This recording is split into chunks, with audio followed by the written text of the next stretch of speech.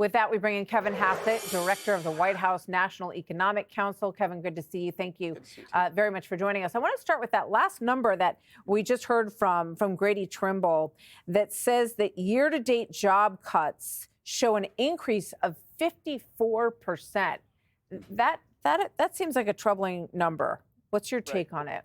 Well, don't forget that there's hires and there's fires and there's separations and new jobs, and so net job creation for the year is very positive. But the flow of jobs in and out is a little bit higher. There's a little bit more turnover. A lot of times that could happen because people feel like they're actually able to get another job if they leave this job. What we really need, though, is we've got a little bit of a dark period because of the government shutdown. We don't have the jobs data for a couple of months. We'll get them in a few weeks, and then we'll have a clearer picture on this. The thing that was a real puzzle going back to the first half of the year is that while employers were saying that the job creation was somewhat tepid, if in the household survey where you're just asking people, do you have a job, we had 280,000 jobs, for example, in August. And given that the GDP numbers are saying that we're growing at 4%, there's something of a puzzle if the household number is not the right number. And so I'm kind of hoping that I'm going to believe more in the household number.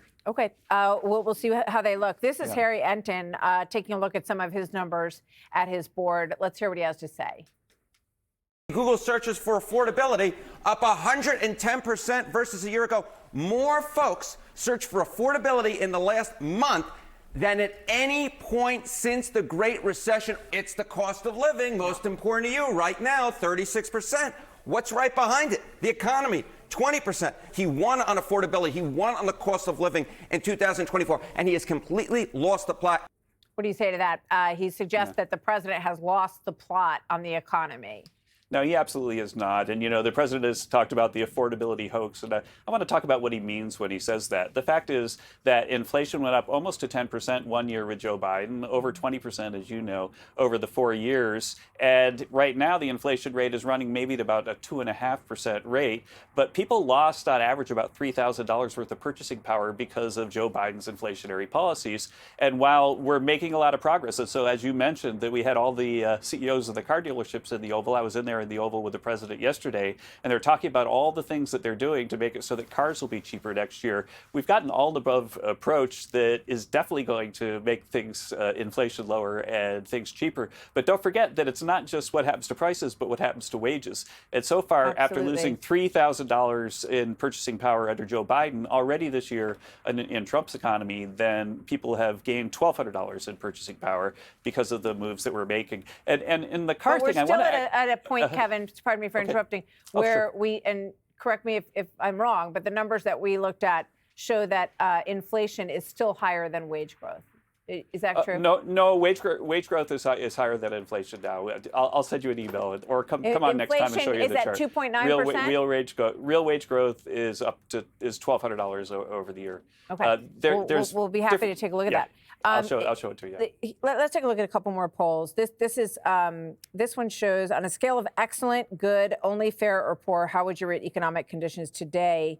And if you combine only fair and poor, you get 76% on that poll. And then we have who is more responsible for current economic conditions, President Trump or President Biden, and we have Trump at 62%. So, I know that we've heard from you, we've heard from Scott Bessent saying that things are going to feel very different in the beginning of the year, and everybody hopes that that's absolutely accurate, and we look forward to that. But, what would you say to people who are answering the survey that way, Kevin? Right. Well, one of the things that we've seen and we've studied over the last couple of weeks is that when there's a government shutdown, then the things that we economists call the soft data, the survey data, tend to really, really tank because everyone's in a terrible mood because Washington can't work and the government shut down and they're worried about how bad it's going to be. But the hard data are what do people actually do with their lives, with their pocketbooks. And so, for example, we just saw the best Black Friday ever.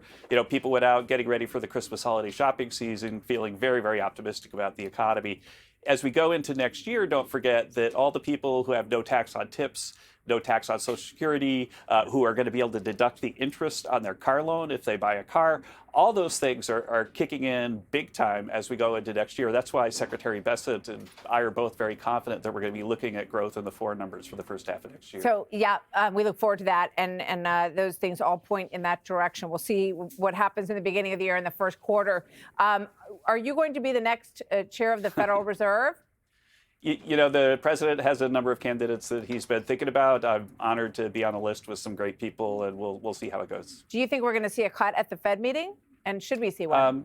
I think we should, and I think that we are likely to. If you look at the communications from the Fed governors and some of the regional presidents, they now seem much more like they're leaning in the direction of a rate cut, which is I believe, the right And how much would you like it to be? You know, in the long run, we've got to get to a much lower rate. If there's consensus around 25 basis points, which it looks like there is, then I'll take it. And if you were Fed chair, would you want to keep doing that how many times in the beginning of the year? You know, as Fed chair, what your job is to look at the data, see how it's going, and make sure that you're, keeping unemployment low and inflation low. And depending on how the data move, that you move interest rates in response to it. You have to be a very data responsive person. All right.